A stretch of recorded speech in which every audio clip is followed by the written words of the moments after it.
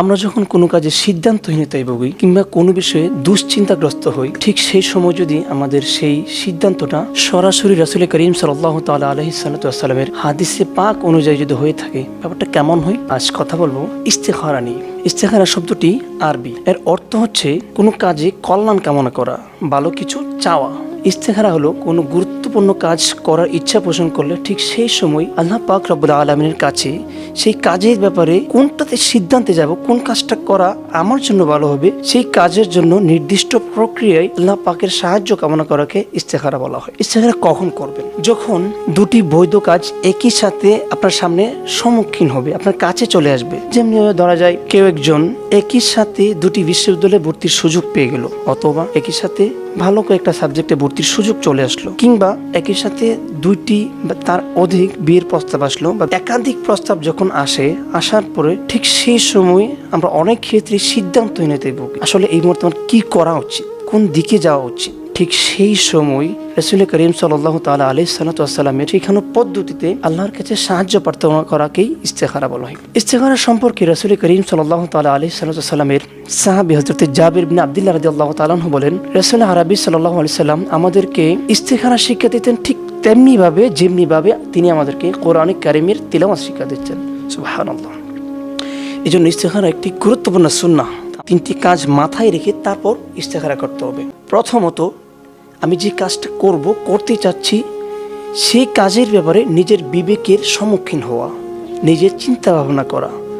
আমি যে কাজটা করব এটা আমার জন্য আসলে কতটুকু ভালো, এই কাজটার ভালো মন্দ, কল্যাণ অকল্যাণ যাবতীয় বিষয়াদি নিজের চিন্তা করা। নাম্বার 2, সেটা হচ্ছে অভিজ্ঞজন, জ্ঞানীজন, শুভাকাঙ্ক্ষী, আপনি যেই বিষয়ে যাচ্ছেন সংশ্লিষ্ট সেই বিষয়ে যিনি অভিজ্ঞ তার কাছে পরামর্শ করা। নাম্বার 3, রাসূল করিম সাল্লাল্লাহু তাআলা আলাইহি সাল্লাম আমাদেরকে হাদিসে মুবারকের মাধ্যমে যে দোয়া শিক্ষা দিয়েছেন সেই দোয়াটা পড়া। এটা কিভাবে করবেন? ইস্তেখারার পদ্ধতি হচ্ছে, ইস্তেখারা করার জন্য প্রথম যে কাজ, 2 রাকাত নামাজ আদায় করবেন, 2 রাকাত নফল নামাজ।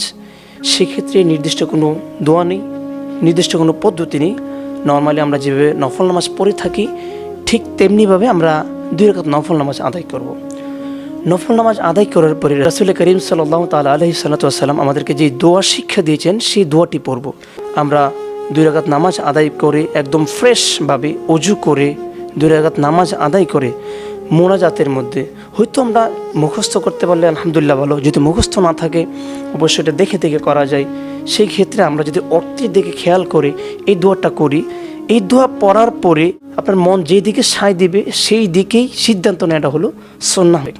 যদি দেখা যায় আপনি নামাজ আদায় করলেন, ইস্তেখারা করলেন, ইস্তেখারা করার পরেও দেখা যাচ্ছে সিদ্ধান্তহীনতা দূর হয়নি, একাধিকবার আপনি ইস্তেখারা করতে পারেন। তখন আপনি একবার করলেন, আপনি পৌঁছাতে পারছেন না, দ্বিতীয়বার করুন, আবার করুন, যতক্ষণ পর্যন্ত আপনি সিদ্ধান্তে পৌঁছাতে পেরেছেন ততক্ষণ পর্যন্ত সেই ইস্তেখারা করা জায়েজ আছে। এবার আসুন আমরা শুনে নিই কোন দোয়াটি আমাদের পড়তে হবে। জাবির রাদিয়াল্লাহু তাআলা আনহু থেকে বর্ণিত, তিনি বলেন, রাসূল করিম সাল্লাল্লাহু তাআলা আলাইহি সাল্লাম বলেন, তোমাদের কেউ যখন কোনো গুরুত্বপূর্ণ কাজ করার ইচ্ছা করে সে প্রথমে 2 রাকাত নামাজ পড়বে, তারপর বলবে, আল্লাহুম্মা ইন্নী আস্তাখিরুকা বিইলমিকা, ইয়া আল্লাহ আমি আপনার ইলমের উসিলায় আপনার কাছে কল্যাণ কামনা করছি।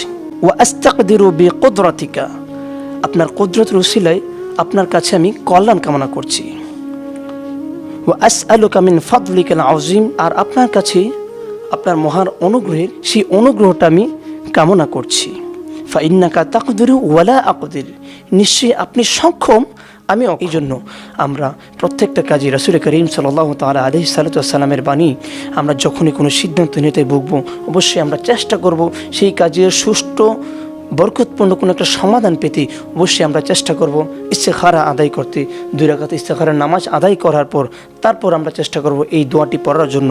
সম্পূর্ণ দোয়াটি যদি পড়তে নাও পারা যায় তাহলে অবশ্যই অর্থের দিকে খেয়াল করবেন, অর্থের দিকে খেয়াল করে আপনি বারবার চেষ্টা করবেন। করার পর যদি কোনো কাজ করা হয় তাহলে অবশ্যই সেই কাজের মধ্যে বরকত পাওয়া যায়। আল্লাহ পাক রব্বুল আলামিন আমাদের প্রত্যেককে ইস্তেখারা করে আমাদের সিদ্ধান্ত মোতাবেক চলার তৌফিক দান করে।